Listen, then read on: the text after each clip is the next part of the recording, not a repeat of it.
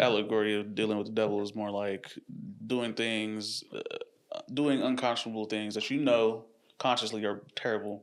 I think that just I don't think it's that is considered to be dealing with the devil. Like if you know for a fact, like okay, if I buy these, if I support this person who is supporting genocide, that's doing, you know what I'm saying, he's helping me do this. That's technically dealing with the devil because you're gaining off of somebody else who is causing some type of malicious, you know. I don't think I see it like that. I think I see it more as like you're just so focused on self, you don't care about anything else. Well, so yeah, it could be anything, yeah. but that's why you have to sacrifice something that you care about or that you love. Mm-hmm. So that's why they had them with one of their wives. But I think that's where the story came from when it was like dealing with the devil is just, I am dealing with a monster in some form or fashion, right? Like he's some kind of bad figure.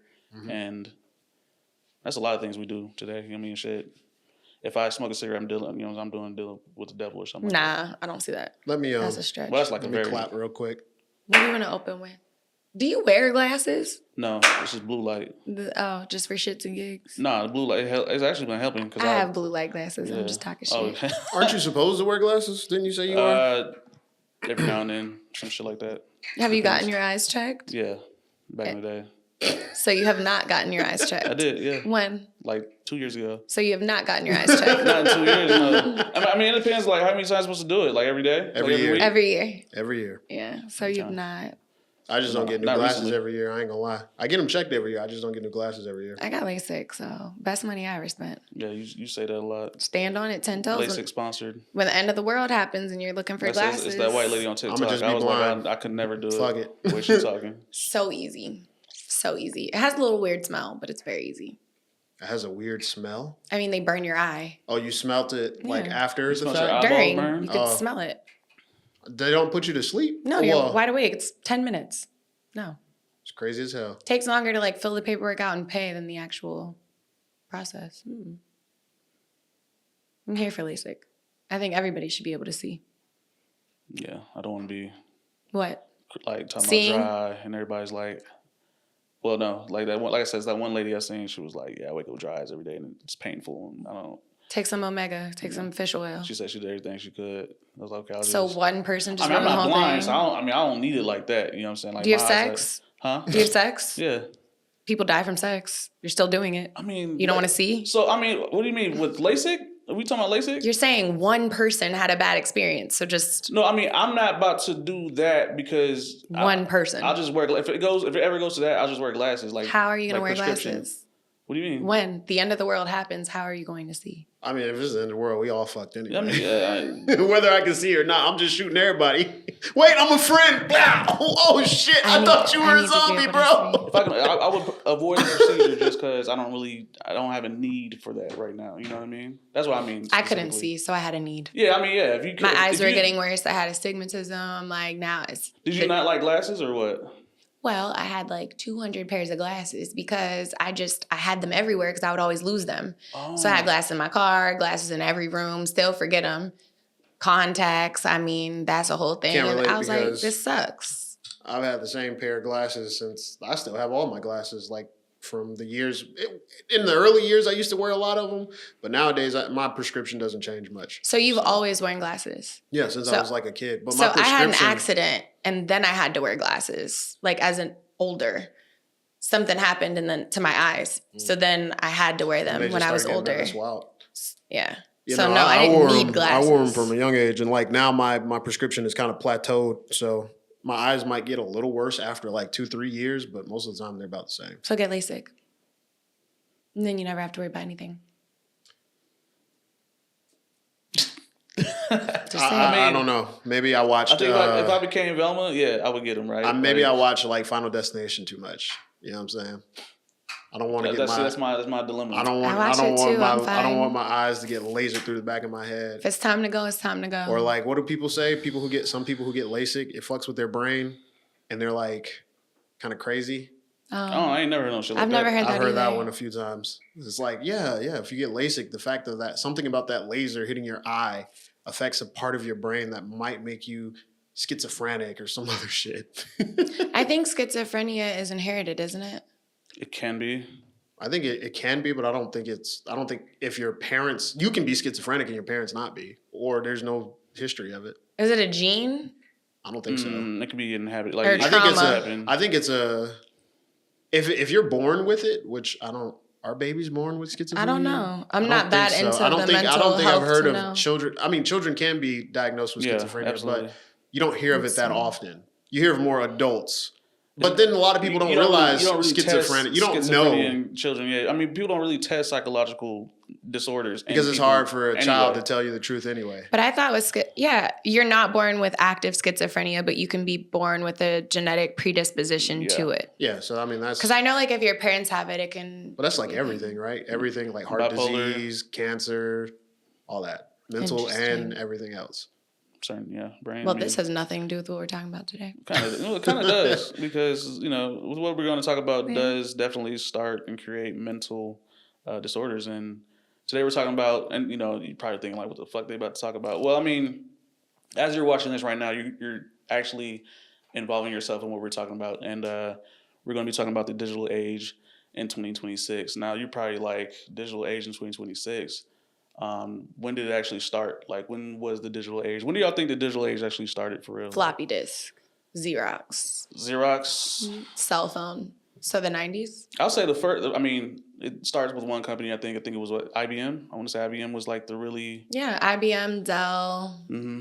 So I mean, just the switch over from printing press and shit like that towards actual computation.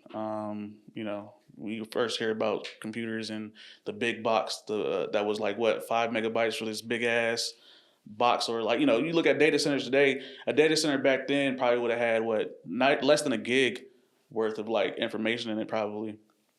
But today, obviously, data centers right now, which cause large forms of pollution across the country, that actually induce they produce AI. Different digital servers across the globe. These particular data centers are part of the digital age, and it's currently the culmination of what we have in the digital age. And so we will talk about the benefits and also the cons, and obviously there's many benefits, because I mean right now, as you're watching this right now, this is one of the benefits of the digital age. And so to start really honestly, what do you think we would be without just digital anything, products, services? You didn't run the intro.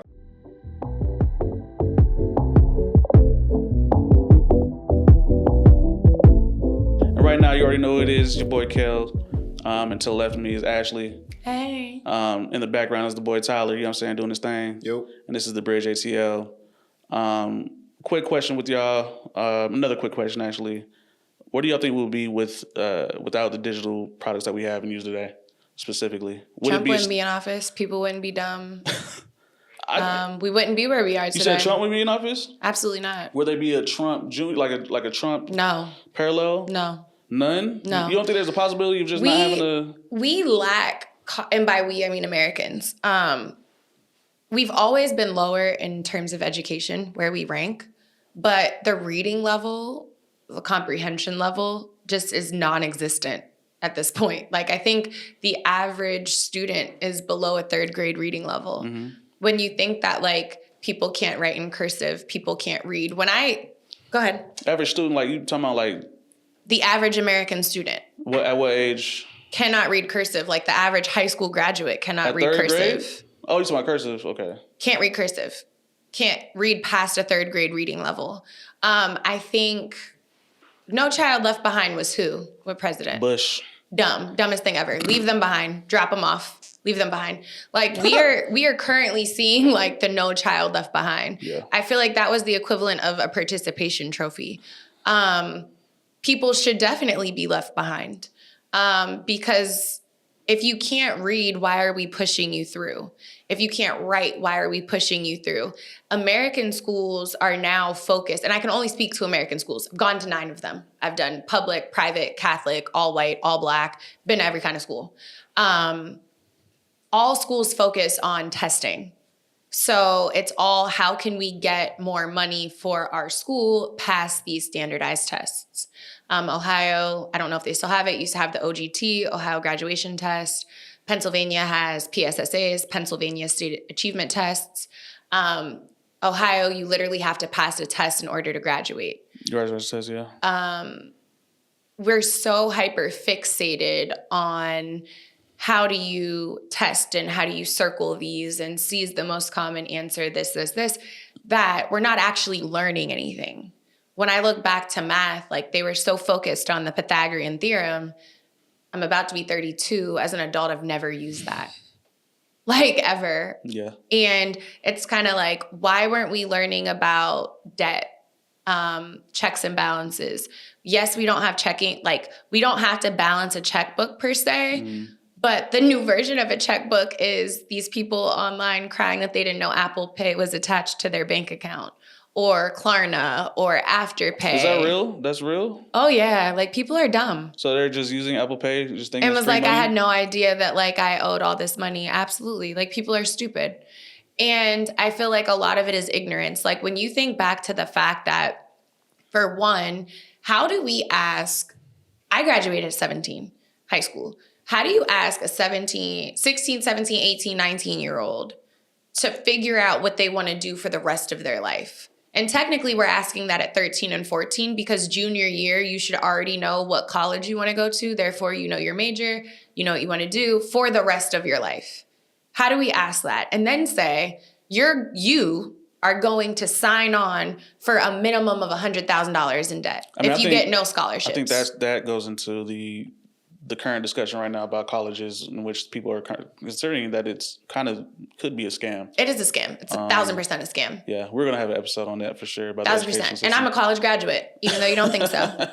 But yeah, we're gonna definitely go into that for sure at some point because I mean that is a whole nother rabbit hole we're gonna get y'all into. But the digital, like to go back to the original, I feel like because the education system just kind of sets us up for failure, we're then already like lazy in how we do things.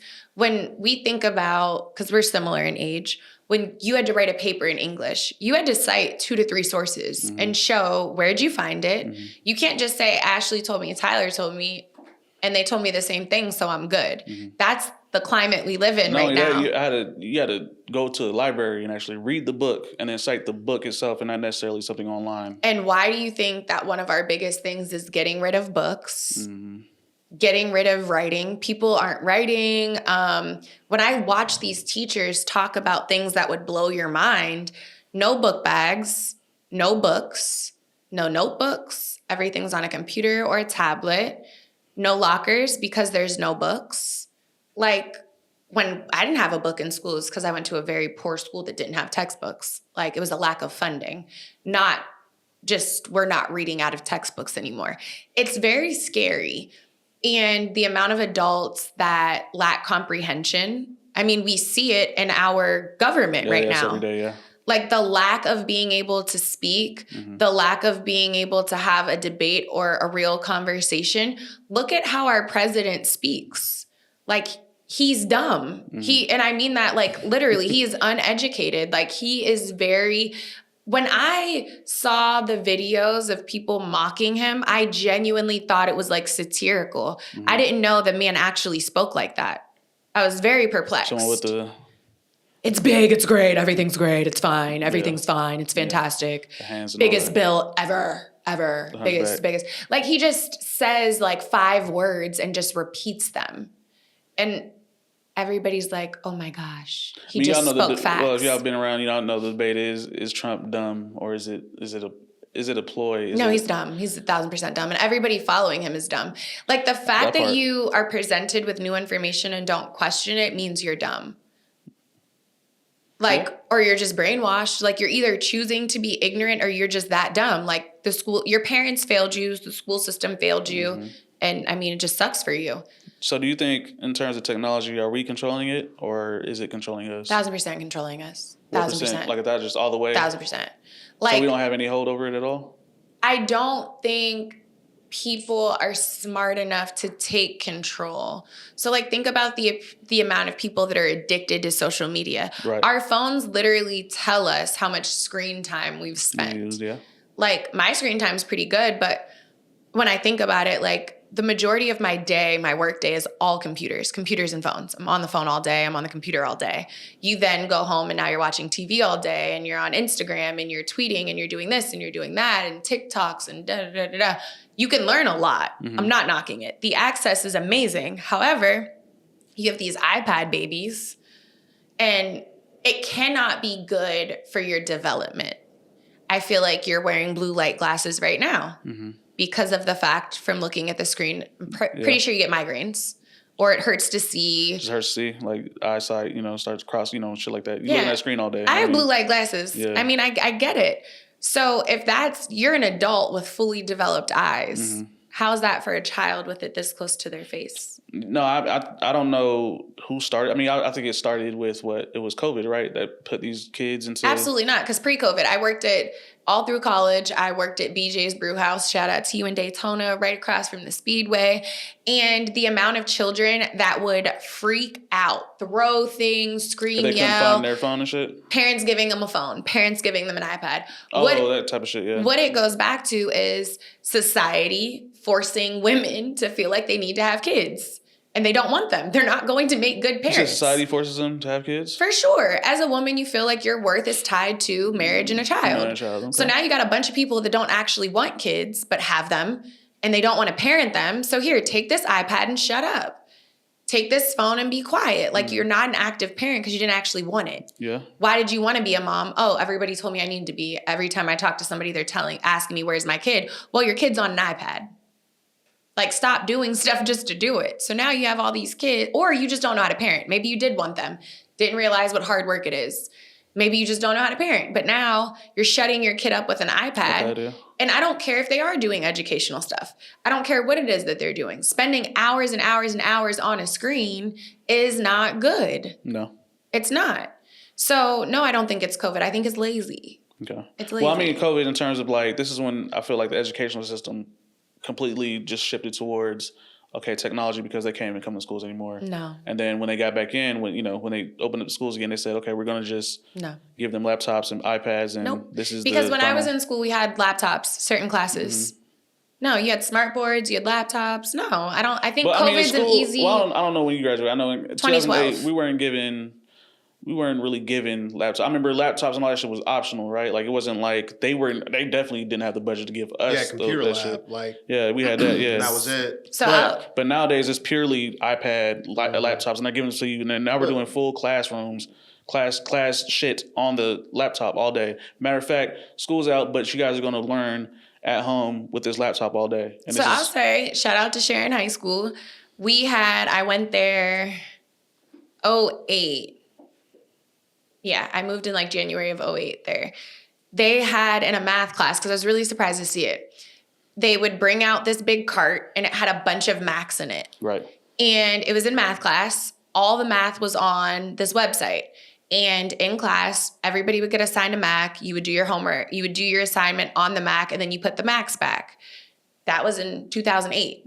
We had a computer lab still. You had a typing class. You had this, you had that. I remember in 3rd grade, we had a computer class where we had word art, and you would learn how to graphic design and make different word arts and play. So, I mean, I think it's always been a thing. It's just a matter of how much is it shoved down your throat and how much are you learning. Yeah. I think technology is amazing.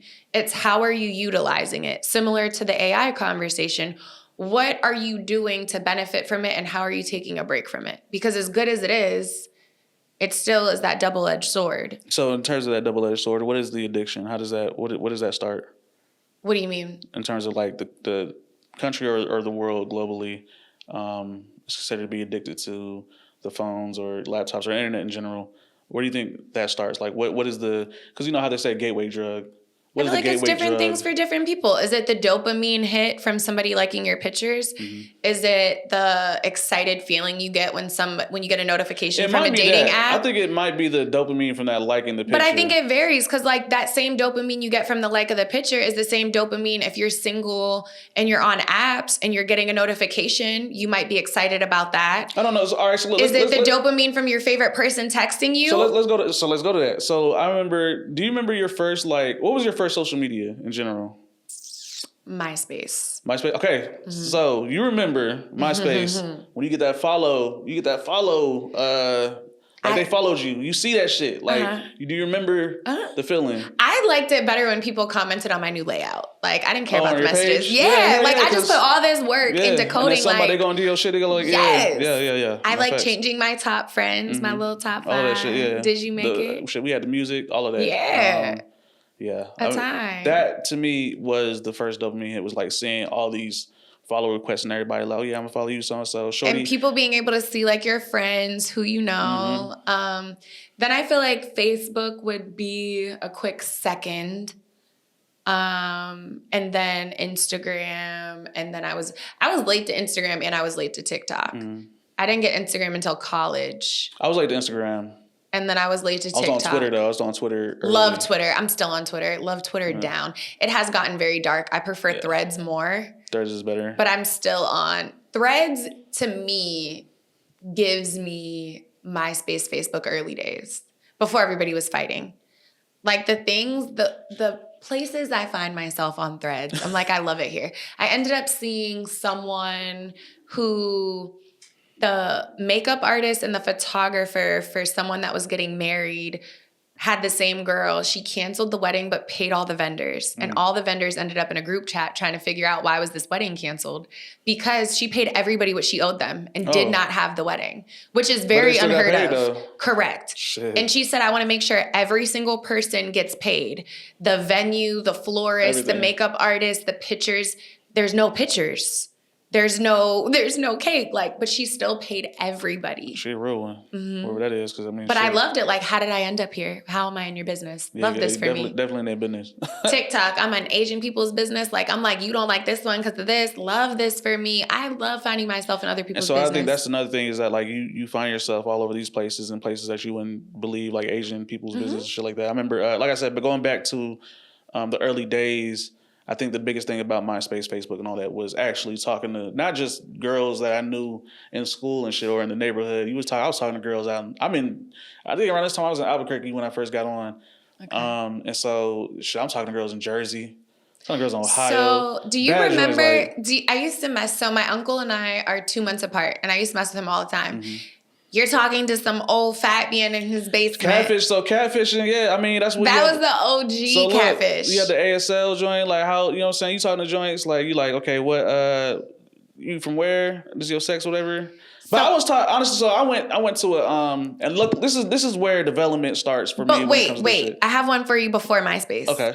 Do you remember AIM? Yeah, hell yeah. I think AIM started it. Everybody was on there. Yeah, I'm saying you chatting, doing AIM all of that. Started it. AIM was the online instant messenger. You get off the buzz. You're talking to everybody. What are you doing? Off the rip. Like as soon as you touch the computer, you like I'm about to get on AOL. Yep. Boom. Go crazy. Yeah. Hell yeah. Sorry. So that was before. I had to give the credit. How was you doing on AOL? How old was you on that motherfucker? Listen. Like, I was in middle school. Had to been like what year? 12. Had to be like 2002. Oh, yeah, I wasn't on that early.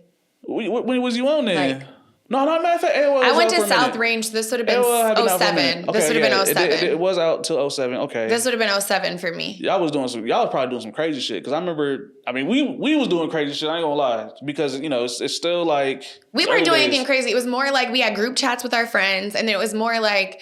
This was the you don't have a cell phone yet era, but there's still minutes on the house phone, so don't be on there all day. You gotta wait till after 7 or after 9, depending on who you got. Yeah.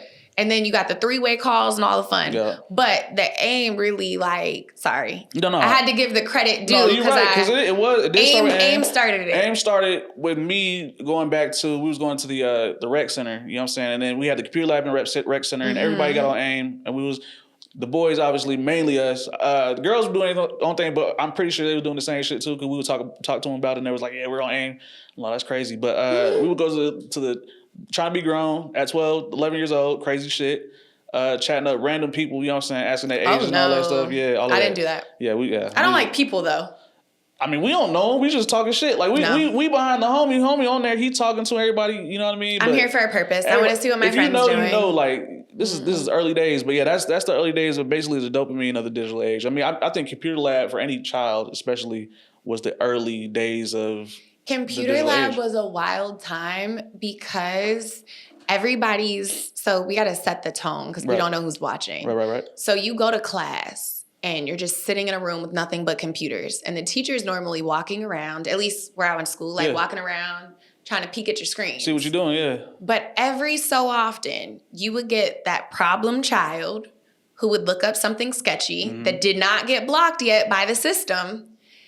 And then the laughter erupts, the BS Everybody erupts. going around, hell yeah, we like. And it's like, pss, pss, pss. So then you're sending it in the group chat, like, go look at this, go look at this. And then everybody's getting in trouble, computers off, and it's done. Because how things weren't just blocked immediately. How in 1999 you already knew how to look up titties, like, and you was like 90 I don't know about 99. I don't know about 99. This was more like 06, 07. Yeah. On the Mac. I mean, that's for y'all. Yeah, 06, 07. Y'all don't know. Yeah, they knew how to. Y'all don't And we did not this. have a Mac in the computer lab. So it was let me tell definitely you, giving It black was originally PCs. so originally a lot of schools actually did have Macs. If you had Apple the color, was the color first, Macs, the colorful the see-through big Macs. I know what you're talking red, about. blue, The schools green. I went to, They we didn't did not have Yeah, those. no, We but had those- the black. But those Macs were like ancient. Yeah. Like So- they're not like Macs today. Yeah. They're like In math These class, are we had the thick. blocky motherfucking. We had the DY. thick laptop Macs, but we didn't have the big belly. I know what you're talking about. We didn't have those. In the computer lab, they had the thin,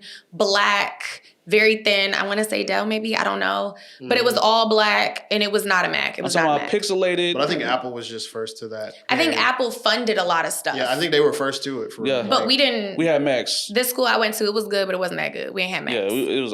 No, yeah. what I'm saying is Apple. Macs weren't the high end that they are today. Oh, yeah, Back at that then, they were time. like the low budget option. Yeah, but for the computer lab, not. But for individual classes, yeah, math class got prioritized Macs and smart boards, where did the smart boards go? I loved smart boards. They're still around. I loved getting Are caught. they not using smart boards anymore? I haven't seen They're them. using smart boards more than projectors.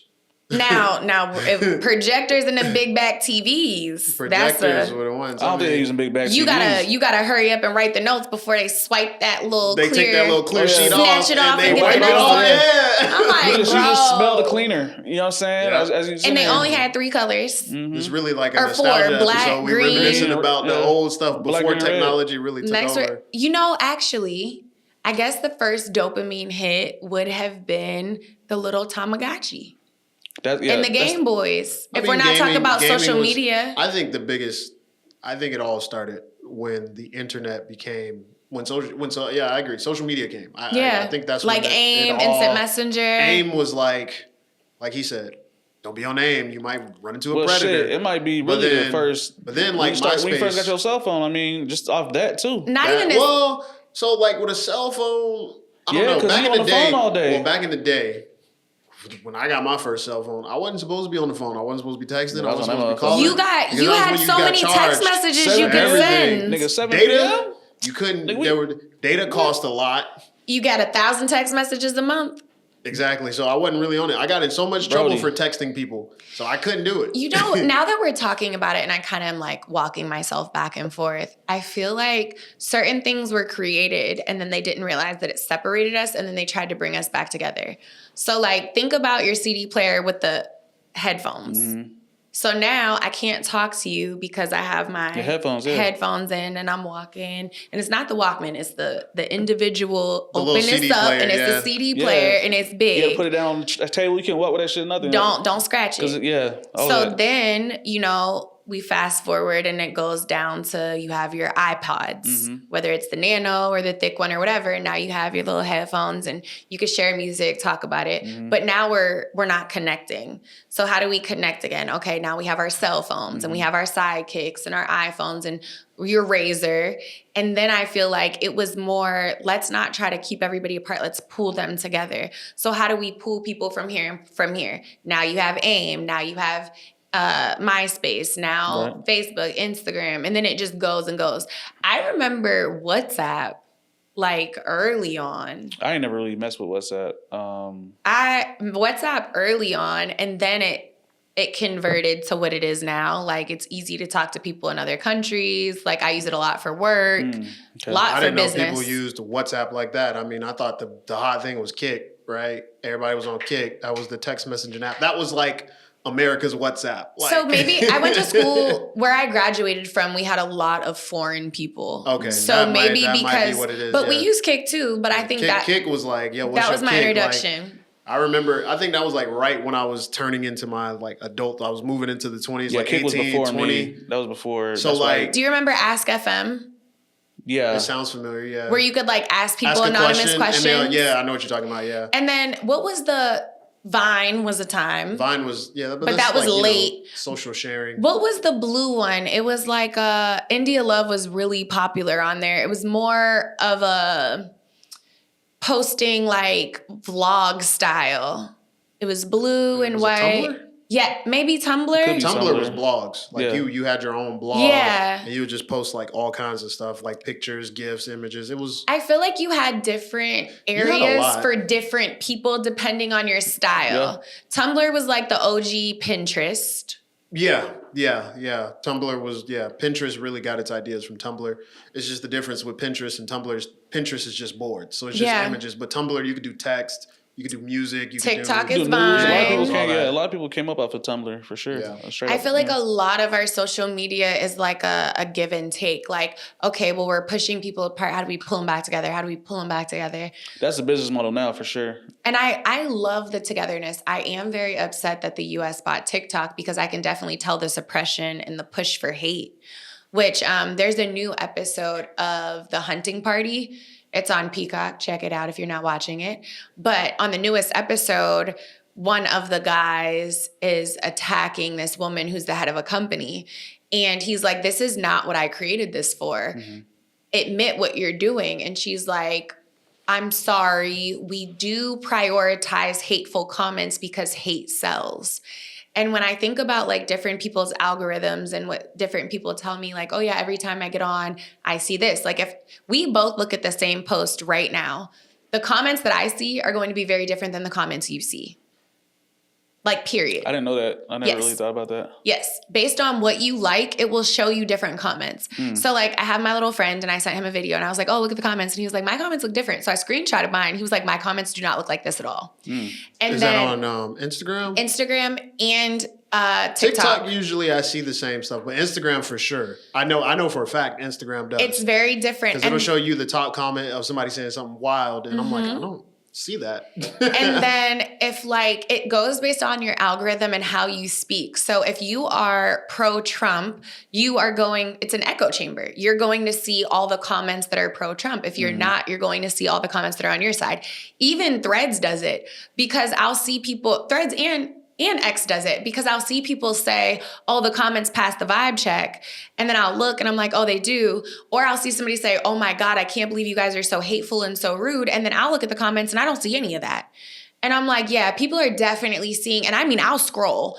Like I'll scroll a few times, but if it's like 15,000, obviously I'm not looking at all those, but I'll scroll and I won't see one negative comment. And I'm like, oh, that's their algorithm. But it's definitely algorithm based. I would definitely say if y'all have like hateful comments, y'all see hateful comments a lot in y'all algorithm, I would Start liking the positive comments and stop looking at that stuff. Flushing. Yeah, because You're the problem. Yeah, you are what is basically what they're calling doom scrolling, in which. But I doom scroll, and mine doesn't look like that. Do you? I doom scroll. What is doom scroll to you? Because I don't think there's a real laying in my bed in the middle of the night, scrolling and seeing what I don't tunnel know I if fall down. Do you call that doom scroll? I don't call it doom scroll because I be having some positive shit on mine. So Doom scrolling is scrolling where without a purpose. You just zone out and you're just sitting there just intaking information, watching. intaking data. watching. You're just. So you can doom scroll for 5 minutes. You doom scroll for an hour. And I consider it doom scrolling when you thought it was 5 minutes and then it's an hour and you're like, fuck. Like you've never woken up in the middle of the night and just started scrolling and then it's like 4 a.m. Nah, hell no. So like Some people do. my dog will wake me up sometimes. Yeah. So if Nyla wakes me up at like 2, I go downstairs, take her to pee, we come back up, give her a treat, wipe her paws, get back in bed. If I can't fall back asleep, I'll be like, all right, let's see what's going on. I get on.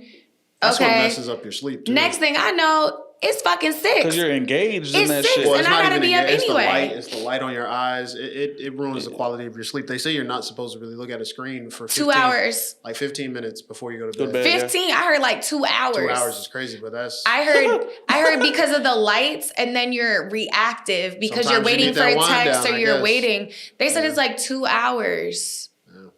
But yeah, no. So like that's what I consider doom scrolling. Like scrolling without a purpose, basically. Okay. Doesn't matter how much time you lose. You're just I think no intent to look you for can anything. have a purpose looking for something, and then you'll end up just. How much time has passed? Yeah. You know, you can be like, oh, let me find a restaurant real quick. You find the restaurant, and then you just keep swiping. Yeah. Next thing you know, you done went through like 50 videos. I look for a restaurant, and then I find a travel thing, and then I see a house thing, and then I see this, and then I see that. That's how it's designed to keep you engaged. So, you know, it's like one of the most addictive drugs. It's weird because I love the content that I scroll. You know what I'm saying? Like I So really do I. am Whether you like it or not, it's still doom scrolling. It's still doom scrolling. It's like if you go shopping and you spend $1,000 on a bunch of stuff that you really like, you still spent $1,000. Doesn't matter. Well, it's like if you go shopping and you go to the grocery store for one thing, and you end up with 20. And then you end up with a cart full of stuff. This is what doom scrolling still needed. So like when you get on, you can get on with a purpose without. Most people get on social media now just to look, right? You want to see what's going on, right? It's your window because we don't have that outside camaraderie and people don't want to go places. It's dangerous now. There's all kind of shit going on. I mean, is it because it's dangerous now, or is it like it's too much to be mindful of, right? The social media aspect has made us so aware of everything that's going on, right? Think about 20 years ago if we were dealing with what we're dealing with now. Will we know every facet of everything? Will we know that the leader of Iran was possibly killed or he was killed and then his son took over his place? Will we know that people are saying that the leader of Israel is dead and they're trying to hide that? We wouldn't. How would we know that? And that's what I love about social media for all of its faults. Right now, regardless of how you're looking at politics or whatever, we live in an echo chamber where the most hateful people are running our country right now. And what they're putting out is things to purposely divide us. Mm-hmm. And I love, and the news is owned by a conglomerate. Anything that's put out to go against anything is, quote, fake news. So you really don't know what you can believe. So for the educated American right now, it's like when you hear something, it feels exhausting because it's like, there's no way this is real. Like Trump just put out a statement saying that brown people are inherently bad and predisposed to being evil and doing bad things. And I'm like, there's no way this is true. And yes, he actually said that, and you can hear it and you can see it. And it's like part of you wants to say, like, this is so far-fetched. There's no way that it's real. Let me look and see where else I can find this to make sure nobody's rage baiting. And you find it somewhere and you find it somewhere else, you find it somewhere else, you find it somewhere else. And you're like, okay, it's true. Or like my favorite thing to do is right now, because our news is being censored. And you cannot like me. You cannot like what I have to say. You can think I'm dumb. Look it up for yourself. Our news is being censored 1,000%. And other countries are actively reporting things that are happening right now. And it's very scary to see the way other countries are viewing us. Switzerland, AKA I'm not taking a side, I'm Switzerland. Switzerland took a side. They said we are wrong. That's a problem. So when you now have the capability to Google British news, American news, Iranian news, Israeli news, whoever you like, whatever you want to see, you now have those capabilities. So you're no longer in an echo chamber, or you don't have to be in an echo chamber of only being fed what people are deciding. How do you source? How do you find a good news source? Aaron Parnas, love him. You know, a lot of people hate Aaron Parnas. I don't care. Why do you hate him? My question is, why do you hate him? I don't. So my thing when it comes to news, so I went to school for public relations and my minor was broadcast journalism, productions and technologies. So when studying journalism, a good journalist does not have an opinion. It is a fact. It is not how I feel. It is a fact. So if we're going to use this camera that I'm looking into right now, it is a fact that I'm sitting here speaking into a black Sony camera that is on a tripod, and I'm speaking in a black mic. Whether I like this equipment or not, or love it or hate it, those are the facts. If someone is reading what is happening and reporting that live, that is in fact the news. I like him because he is impartial. He doesn't care if it's good, bad, or indifferent. He's telling you exactly what it is. And the problem that we have right now in this society is everyone wants their feelings to be accounted for. Well, he doesn't like him, so da-da-da-da. None of that matters. Mm-hmm. What matters is what happened.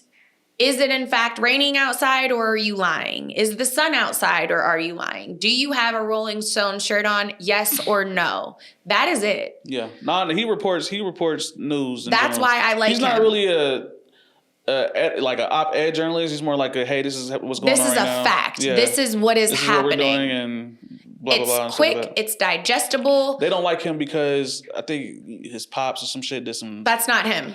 Some other shit. I know, that's not him. And he speaks about it all the time. He's never tried to hide it. It's mainly because he does more op-ed. And it's they want people... No, it's because you don't like what he's saying. He's less op-ed. They want him to be more op-ed. They want him to be more attacking in terms of when he just really just says, that's not news. Briefly, this is what's going on. And that's the issue. Again, we are uneducated and we don't know. That is not news. Picking a side and coming at somebody's character or their personality or whatever is great for an argument. It's great for reality television. It's great for drama. That is not news. If I ask you, and that's the problem that we have right now in our news, watch Newsroom. If you don't believe me, you can hear it from a white man.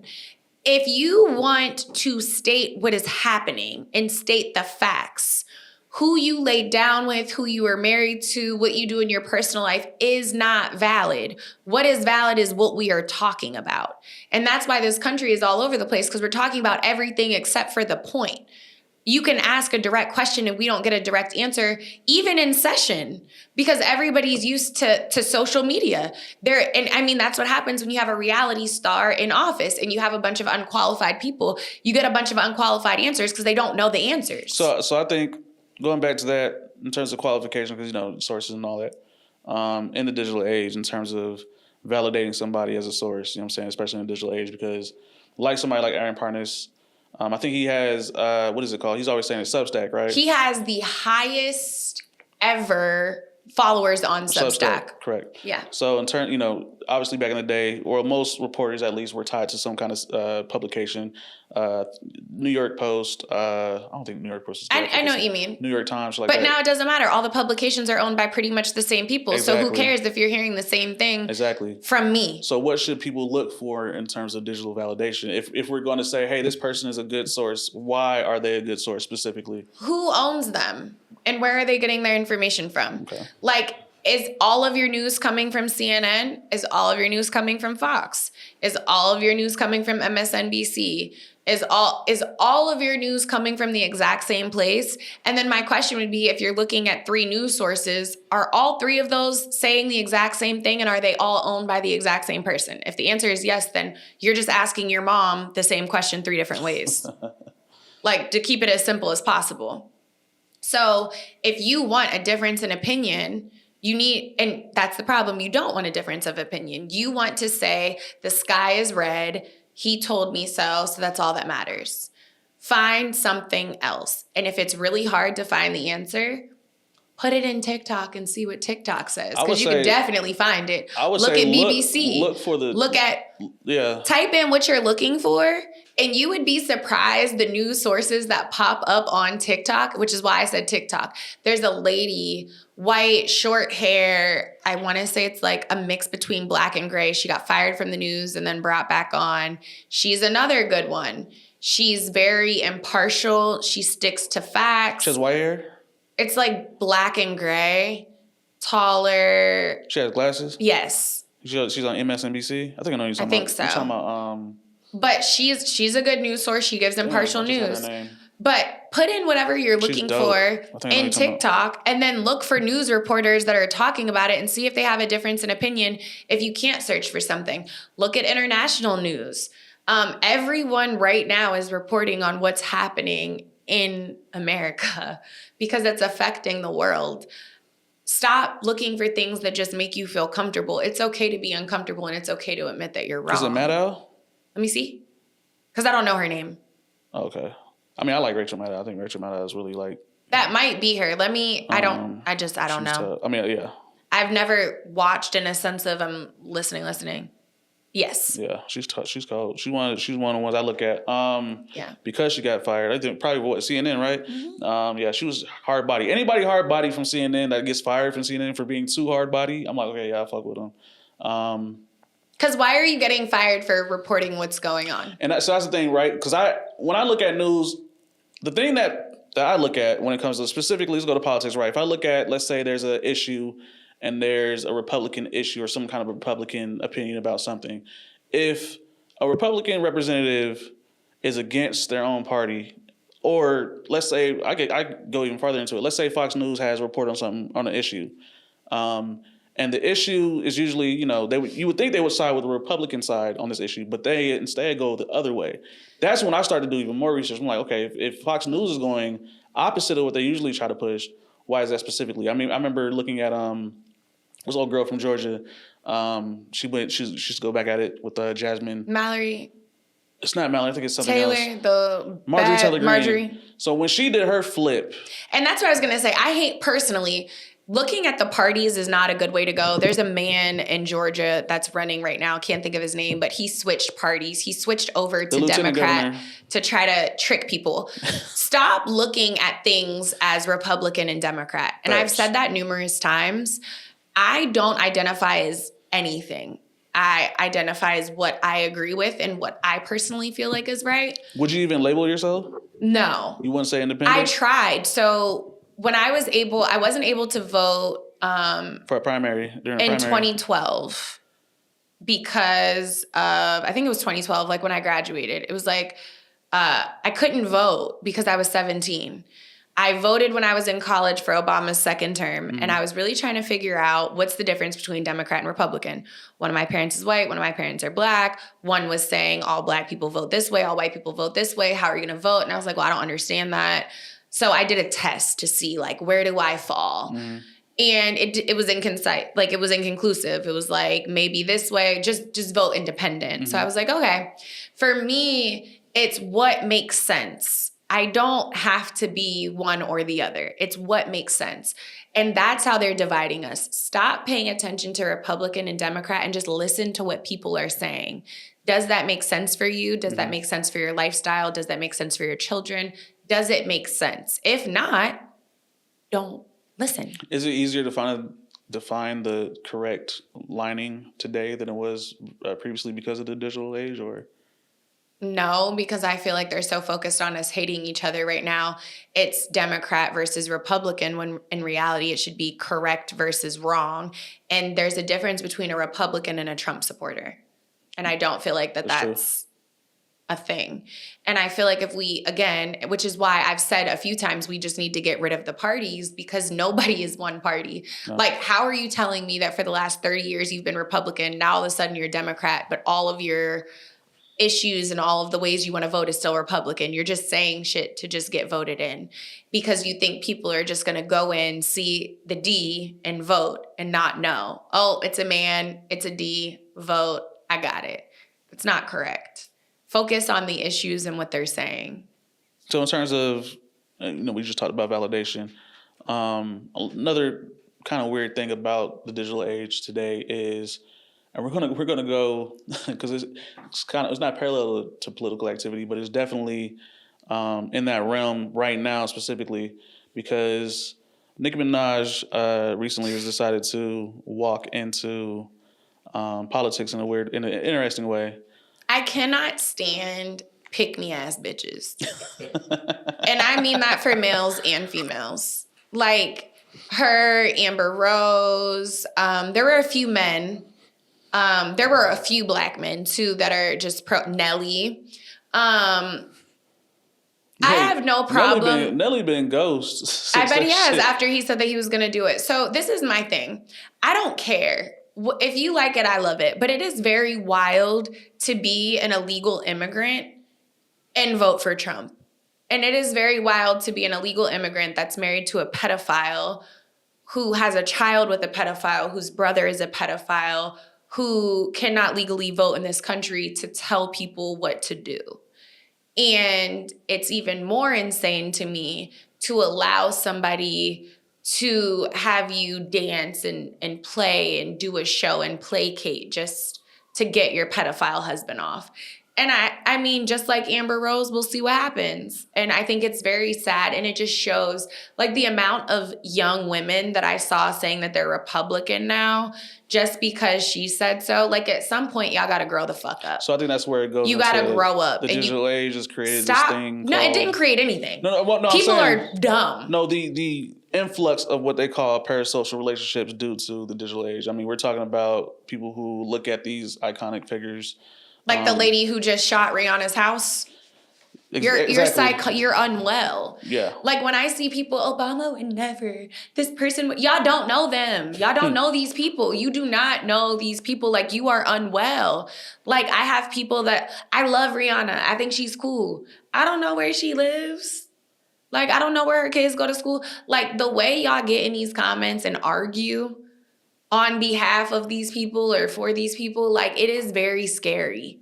It's very scary. Like go touch some grass, like go outside, like breathe some fresh air. Like y'all go really hard for people. And I personally I don't understand it. There is not a person in this world that I care about that I don't know that I would act this way. I mean, I think people were like that for Michael Jackson before. It's still unwell. I don't care who he did it for. It's unwell. Because it's definitely worse now. I mean, it's more access. I think it really goes into like identity, right?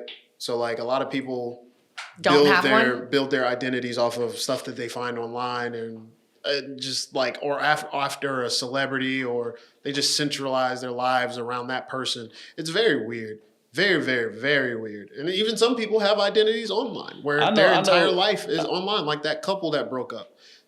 That wouldn't have been that wouldn't have been as big of a deal if they weren't online, right? That's a regular that shit happens, right? It sucks. But I don't think it's just social media couples, because I feel like everybody was in Lori Harvey's business, and it's like she's a young woman dating. Like she's not going to date the same person. Like think about her friend. That's the parasocial aspect. How many people have you dated? That's the parasocial aspect. How many people have you dated? Like people care real. about it's.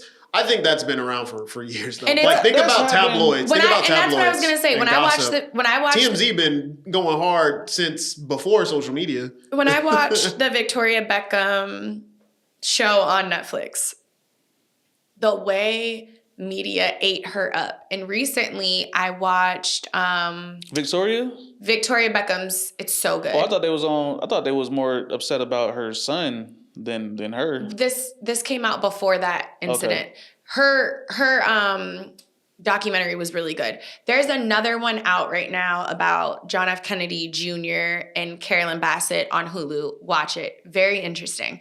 I don't know the real story behind it. I was a child. Don't know. I heard they were trashy. Love that. Love that they were arguing in New York Central Park. Great. Cool. The show itself, I loved it. I needed a love story. Not sure if it's their true love story. I liked it. I like it. The way people were in that man's business. And Jackie Kennedy said it best in there. She said, well, the actress as Jackie Kennedy, she said, for some reason, America feels as if we lost John. Because it's true. We saw it happen, right? We saw the incident. It shook the world, and Jackie purposely kept her dress on so they could see what they did. So everybody felt as if they lost their president, which you did. You don't know the man. You don't know him. So now you feel entitled to everything. You feel entitled to who are his kids? Who is his wife? What are they wearing? What are they dating? Who are they doing? What are they eating? What? You feel as if this family owes you something because they're America's family. Nobody owes you anything. And it goes through like JFK Jr. failing the bar exam twice. And, oh, what is he doing? Oh, this. We still do it today. We feel entitled to people's space and time just because they perform for us or they're our favorite artist or whatever. Be for real, bro. Like, I don't get it. Adultery's been a thing. I don't get it. It was written in the Bible. Grow up. This has been a thing for thousands of years. Grow up. I think it's just embedded. I mean, it's a herd. So how do some people have it and some people don't? It's either that or it's jealousy, right? Because even if you look at it, think about like streamers and stuff who are popular now. People are waiting for the downfall of so many people. Like, and I don't get that. I've never seen a streamer in real life. Like, I don't even understand what they do. I know Kai makes a lot of money, but I don't. What is he streaming? I know he, like, from what I've heard and randomly seen, you're showering in clothes. Like, you're a personality. Like, when you think of a personality, what do you think? You think of somebody who's just like what, like a TV personality, a radio personality. They get on a TV show, they talk. And you just enjoy them talking to people, and then I turn it off and go about my business. Like, I don't understand it outside of that. It's the modern day talk show. Think about it like that. And it just goes? Yeah. You just get on whenever. It's a modern day talk show. And you're just watching it. So why are people watching him shower? That was part of his stream. It was a watch me lit, like watch my life. Like, I'm going to stream consistently for 30 days. And you guys are going to see everything. It's not like he was butt naked in the shower. But that's unwell. Like, he was showering. So I don't care. It's unwell on multiple levels. It's unwell that he's doing it. It's unwell that people want to watch it. But that's what I'm saying. Like, the fact that there's even a niche for this or that people want to see it is the problem. That's what I'm saying. Well, I think there's merit because if you think about merit in what? If you think about Speed, right? Speed is another one. He's been going around the world and just showing off different countries. Is that the light-skinned man? No, he's dark-skinned. Okay. He's dark-skinned. He's just going around the country showing off, around the world, showing off different countries. Okay, love that. And so you get to just see somebody go around. It's like a talk show.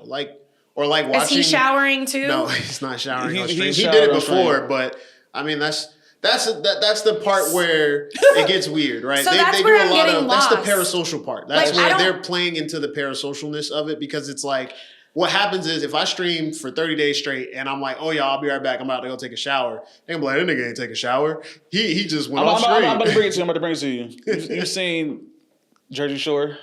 Back in the day, yeah, of course. You've seen Real Life? Yeah. Whatever. You don't remember the shower scenes? Same shit. Why? I never understood those. But we still watched them. Yeah. We still sat in honestly, that's when I would go get snacks. If it was taking too long for the bathroom break. Like, why am I watching this? Unless one of the baddie joints is on there. You're not going to see it. You know what I'm saying? And honestly, to be real, you can hope. To be real, I feel like Real World, the reason they showed those shower scenes is because people were normally hooking up. Yeah. I don't think they were showing them just to wash up. It was normally because somebody was hooking up and speaking away. And that was the only place they had privacy. I never understood that. Why are we watching them sleep? Why are we watching them hook up? Why are we watching them shower? Why? I'm watching Mr. Beast games right now. Shout out to Mr. Beast because you got all the shows. All the shows and then some. And it's wild. So I'm watching the newest one. Well, it just ended. And you don't see them in the shower. At least I haven't. I mean, that's not important to the show. It's not reality. It's a game show. Like, it'd be weird if that would be weird. His is supposed to be. I get where you're coming from. It is weird. It's weird as fuck. It's weird behavior, and the fact that we have normalized it to the point that you guys are trying to make it make sense. No, I ain't not making it make sense. You're trying to make it. You're trying to make me understand why it makes sense to somebody else. This is why he's. Where did it start? During real life, reality TV shows. No. Jersey Shore, all that shit. Because they didn't show it. He's showing himself in there. Yeah, they were in there. No, it was. No, it's very different. It's the same shit. I'm telling you right now, it's the same shit. Big Brother, facts. Big Brother. Really seen the whole thing. Big Brother is literally 24/7. We're watching you, showering, shitting, all that. That's exactly what that shit is. It's a 20-minute episode. You've never seen it. They cut it. They do. No, they might record that long, but you don't see that. They keep it all in there. That's the parallel. That is the. But at what point do you cross the line and say no? Like, if you are sitting, like, and I seriously mean this. I'm not even trying to be a bitch. If you are sitting at home watching somebody's live or stream or video to the point that you need to watch them shower because you don't believe it, that's unwell. Like, you need to, you have a problem. And if you're streaming to where you're doing that, you have a problem. I get that, like, you want money and whatever, but, like, all money isn't good money. If people feel like they have a need for that, you need to go talk to somebody. Like, you're not well. I mean, it's like you're not well. Like, I'm genuinely concerned. Like that. It's like that's different. I think that's different. That's very different. I think that they're not well either, but I'm not going to ick their yum. Like, that's very different than feeling like, oh my gosh, I need to see what he's doing. Why is he in the shower? That is crazy. Yeah. I think that's why it's a parasocial thing, and I don't know. It's the age odd. What is the definition of parasocial? Parasocial is you're focusing on somebody else's. You're more involved in somebody else's life than your own, right? Yeah, you need a therapist. So the social Adultery. social aspect of your own life is second to somebody else's. So like one big thing that happens is like where people are like, oh, who's such and such dating, and you don't even know these people. Who cares if they're dating that person or not? Like there was you see this stuff a lot more in this new age because, like I said, so I'll say the dating thing I feel like is hard because I'll have conversations with my little man friend and it'll be like, who is this girl? And I'm like, oh, she's such and such baby mom. We know because it's shoved down our throat. It's not like I'm actively searching. Well, I don't mean these like in people. a casual sense. I mean in a like you're shipping people, which is like, oh, you need to date this person. Like, so these are concepts. I said, do you know all of Nick Cannon's baby moms and their kids? Like, you know how they had, like, they show the brackets and shit. They be like, oh, this is, you know what I mean? I know a few of them because I've seen them on shows. Like, I know Mariah. Some people know the whole shit. That's crazy. Yeah. I don't even think he know the whole shit. Right. So, I mean, and that's the parasocial aspect. That's the parasocial aspect. Y'all need a life. I think I just y'all look don't at got it enough like, to do. Like, how do you have time? Like, I work a lot, and it's very hard for me to like. Don't have jobs. Yeah, clearly, like I know niggas who or know, these people do have jobs, and this is their life. Like, I know niggas who know the entire like Chicago beefs, like and the people who are involved. I know people who know like all the beefs in like fucking Florida, and they're not even from there, right? Or New York and shit like. Are you talking about like rap beef? Right. Yeah. Past that, like rap and fucking like gangster. Are they gangsters? Are they in gangs? They want to be, seems like, but no. You know what I'm saying? Yeah, but yeah, people will involve themselves in these things. I feel like are those your friends? People. They need a life. We talked about this. They need a life. Like, that's very concerning to me. Like, I know about some rap beefs just because I listen to the music. Like, King Von was a storyteller. I'm in there. We in there together. Yeah, they know about King Von. But do you know about every nigga that King Von was beefing with? Exactly. You just know the main ones. If I think of the songs, probably, because I definitely know the words, so I definitely probably know what happened. These niggas know exactly what hoods they're from, what gang they're from, all of that shit. They got stat sheets and shit. Yeah. And that's what I was like. I fear people don't have lives because how is that beneficial to you? I think, like, for me, I'll say I love my algorithm in a sense of like Instagram for sure, like ready to be rich, because the things that pop up on my thing, I'm like, how did I get this? Like the other day I saw this $600,000 Cadillac Escalade that's like, it's amazing. And I was like, I love this. Or I'll see like, that's a house note. a house note? 600,000, yeah. That's a house note. I mean, that's a house. I wouldn't say a note because I feel like there's more payments. Like a house, That's why I'm like, that's what I meant. That's what I meant. Like payments. a house. Yeah, I mean that's a townhome in Roswell.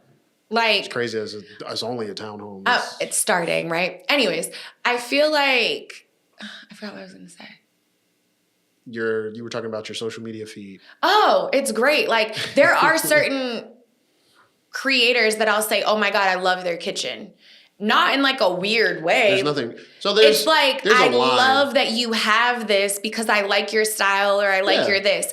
And I feel like that's what's missing. Like I follow specific interior designers. I follow specific women that I like the way that they dress. Men, I like the way that they dress. I like what they drive. I like whatever.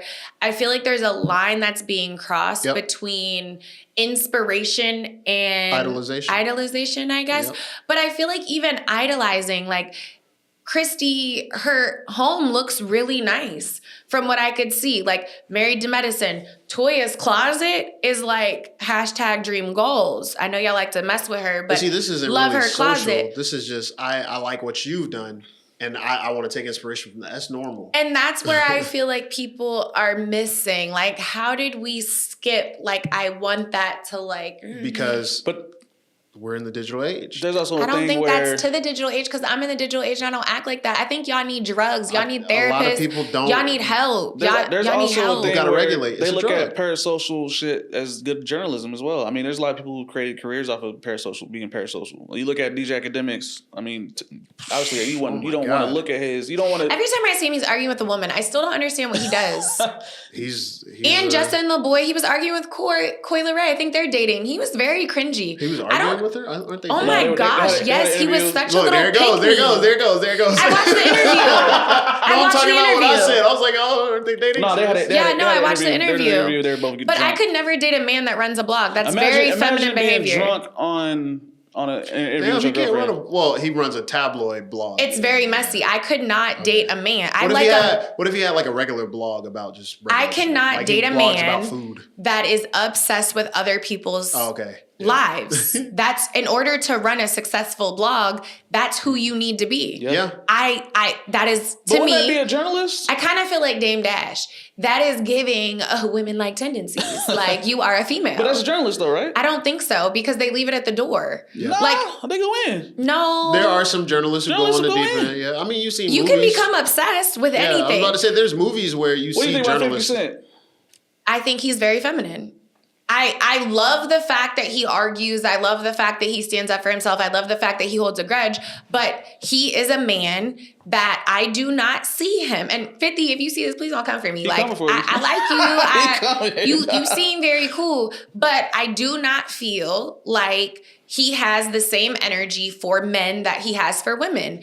And I find that a lot with men today. See, women. You don't think he's y'all are consistent? sassy. Y'all men are sassy. Y'all love to argue with women. You love to act like women. Y'all want to be women so bad. The laws are changing to make you act like women because that's what you want to be. I don't think we sassy, yo. You know what I'm saying? This is a... I'm not saying all, but a I'm good trying to majority fight- I'm trying of to men fight are the sassy. we're not sassy Very allegations. sassy. You know what I'm saying? Wearing purses, wearing dresses. Look at half of the NFL and NBA. Y'all look like y'all stole shit out your girlfriend's closet. Very sassy. Nail polish. Women can't have anything. Nail polish is crazy. Nail polish, flowers, makeup. What? Like dresses, skirts, alright, so- heels. You're wearing heels. What? We're gonna go back to digital age.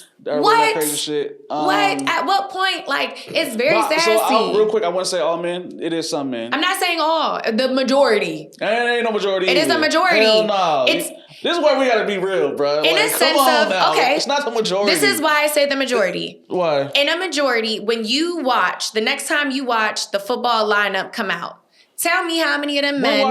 Hold on. We're watching athletes. These men are already rare as fuck anyway. You know what I'm saying? Are they? And they're being put on TV to do this shit. If I go right now, we can go outside Atlanta. I'm not gonna see niggas with purses. We just saw a man in a bodysuit with a beaded That fucking was shirt with one titties man. That out. was one nigga. What?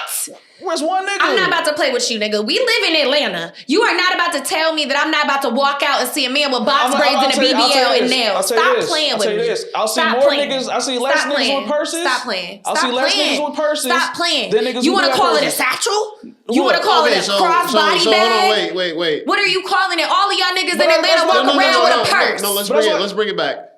A lot of those men who will be dressed like that or look like that with the BBLs, with the 90% of men walk around with a satchel and a crossbody bag in Atlanta. Do you think he considers himself a man? I don't know, but a lot of men that consider themselves men in Atlanta walk around with a crossbody bag telling me it's not a purse. Y'all love a purse in Atlanta. Y'all love a purse in Atlanta. 90% of men in Atlanta wear a purse and call it a bag. You ever see me with a purse? 90%. You see me with a purse? You part of the 10%. Have you seen- If it's 100 seen him with a purse? and I'm saying 90, you're part of You the seen him with a 10. purse? Do you know math? But we're not That's 90%. We're already representing like 30%. What? You know what I'm saying? So it's like- we're doing a food episode after this. Let's count and see Okay, how we'll many count. We'll Atlanta see men that. Facts. walk around with a crossbody bag, aka a purse. No, all right, so look. A purse. A purse. We're gonna say black a purse man. is a We're saying purse black is a man, purse. right? We're saying black man? Black, I don't care. I only see black men walking around with a crossbody fucking purse. So it's black men then. It's a purse. It's black men. It's a purse.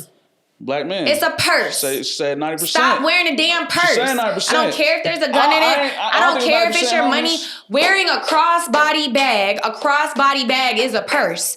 It can be rebranded to be your satchel or whatever you want to call it. 90% of men in Atlanta are walking around with a 90%? purse. Hold on, so I'm trying. Can we knock it down to like? No. 40? No. 90? Where do you want to go? Lennox, Phipps, where you want to go? That's not I was fair. just at a Hawks once again, game. these are like- Purse. We could go to Cannon Road. I don't know where that is. I don't know where that is. Like, you want to go to places where them niggas is wearing that shit over there. So Let's how many go, of let's go those? to Decatur. Wait, so let's hold go on. to Stone Mountain. Let's go to Lithonia. Let's go to, you know what I'm saying? Like, you got to pick the Been right to places. Decatur. Let's talk about Been the to right Decatur. places. You got No, it's not happening in Decatur. I don't give a fuck what you talking about. What? Hell no. Nope. What? Nope. So Not nobody gonna in do that. Decatur wears a crossbody Yes, bag. niggas gonna be wearing that shit. You just said not 90%? Decatur. 90%? Yes. Fuck yes. no. It is Fuck the no. Atlanta starter pack, bro. Buckhead starter Skinny pack. jeans, Midtown crossbody starter bag. pack. Skinny jeans, and crossbody Midtown bag. Buckhead starter pack. I give you that. I'm talking about Decatur. I'm talking about East Side. I'm talking about West Is Side. Decatur Atlanta. No, that's Decatur. I said Atlanta. Okay, Atlanta. I said Atlanta. You're talking about Buckhead. You're not talking about Boulevard. You know what I'm saying? You're not talking about the West Side. You're not talking about those areas. You're not talking about Edgewood. That's what I'm saying. That's what I'm talking about. Everywhere I go in Atlanta, everywhere. I'm going, but from the time where you go? Say I might not even. Say one more time. Where you go? Come in here. I saw people with purses. We're on Auburn. Where we at? Niggas got purses in the middle of the city. Like we're literally in the heart of the fucking city. Yeah, you don't see niggas like that. There is nowhere you can drive or go in Atlanta and not see at least 5 to 10 niggas with a purse. I don't wear purses. I can't. Fight the niggas with purses. Stop coming for me. I don't know what to do with y'all. But y'all love a purse. I had to do it one time because she said like 3 times. I can't. You know what I mean? Anyway, I'm going to count how many people got purses, and we're going to include it in the food episode. We don't count it. Let's talk about the benefits of the digital age because we talked about the cons. It's time to talk about the benefits. Like I said, we talked about doom scrolling earlier. I look at TikTok. I look at Instagram more for like an educational thing. I love watching educational pieces. Like specifically, I'll give you one example for the life of a shark or some shit. Have you seen that? Like when a shark is born, it'll go in depth about like how sharks live. Like a little short on that kind of shit. Like, that shit's kind of dope. Yeah, shit like that. Those things I would never know otherwise if I did not have if I started scrolling shit like that. These are one of the small benefits. There's many other benefits, obviously. I mean, we kind of covered a few. Like knowledge. Ashley was saying earlier, some people are saying work from home is a benefit. Information is just remote work. I mean, y'all advocated for remote work, right? Remote work makes sense from a financial standpoint. Yeah. For a business. Yeah. You don't have to pay for office space. That's less commuters. No office space, wasted work time, office supplies, et cetera, commute time. I mean, the list goes on. I feel like for companies that want to babysit, it's not good, but it's more, I think that's more of a boomer's mentality in a control aspect. As long as your work is done, who cares? Boomers are making It's funny because, I see like the memes about that all the time. They say it's the boomers. Because the boomers suck. Boomers need to be told what to do. They do. You need to be babysat. You need to be handheld. You need to know. They need that structure. And you're also the same people. On the opposite end, Gen Z is like, I'll just do it when I feel like it. But I think it's a control factor from boomers. I think because they're used to being told what to do and because they're used to that control, they don't have faith because they know what they would do if nobody was paying attention. But I think it boils down to, is the job complete? Yep. Period. That should all it ever be. Is the job complete? Now, if it doesn't take 9 to 5 to do the job, that's your problem. But if you're paying them to do something, and I think that's where the boomers come into play, where they feel like they own you. And I mean, slave shit. Like, what do you mean I've been here all day and now you want to have a call at 5 o'clock and I'm expected to stay here? I appreciate Gen Z saying no and having boundaries because what do you mean I can't clock back in? Well, back in my day, we're not back in your day. And that's why I said slave shit. Like y'all want people to work for free. Y'all want people to bootlick and whatever else. And it's crazy. Like as long as your employee is completing their job and their requirements within their time, what is the problem? Mm-hmm. Period. So, from the benefits, they say that AI is one of the greatest benefits of Love the digital AI. age, right? Did you stop chat? No, I still use chat. I stopped. You just stopped completely? Yep. I don't think I'm ever really stopped. Well, she just moved over to Claude. I moved over to Claude. I'm done with chat. I mean, Claude is the best right now. I'm part of those people that switched over. I mean, yeah. I think Anthropic, in terms of all the AI. Haven't used Anthropic yet. No, Anthropic is the company. Owns Claude. Okay. I thought it was something different. OpenAI is ChatGPT. Yeah. So it. it's like they actually are not. The government said, "Hey, we need users," and they was like, "Nah, we're not doing that." And I love that when chat started telling me, "Calm down, breathe." I'm like, "Wait, what?" And I will say, Claude got me a little fucked up talking about sis this and sis that. We are not friends. I need you to stick to the program. It's like they're trying to figure out who's black and who's not, and I'm not here for that. Like, just answer my questions. I don't need a, "Hey sis, my email." Like, I'm sorry, what? Like, I asked it to come up with a caption for me because I suck at captions, and it was like, "Ooh, this ate." Or this just hits different. And I was like, I don't even talk like that. Did you tell it anything that... No. I don't even talk like that. So you tell it to look up a movie that had that shit in it, though? No. So I think what it does is it tries to figure you out, right? Mm-hmm. But it also plays into... saying this ate kind of...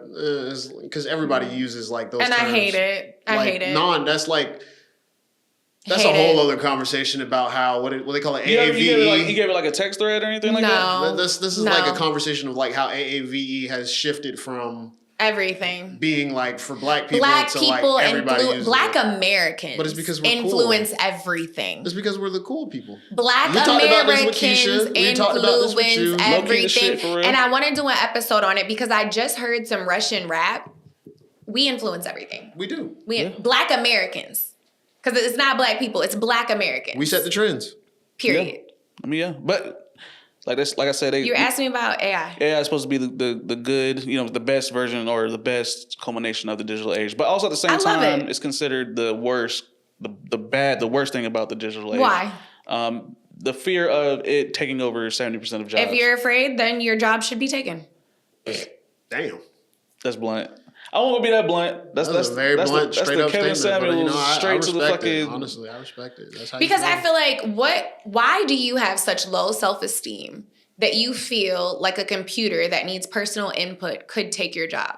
You know you're inadequate. You know you're not qualified. You know you've been bullshitting. And you now know that you're not going to be able to collect your cushy check for doing the bare fucking minimum. You're not creative. You copy and paste and you steal. And you're mad. But what does it look like if 70% of the world loses their job?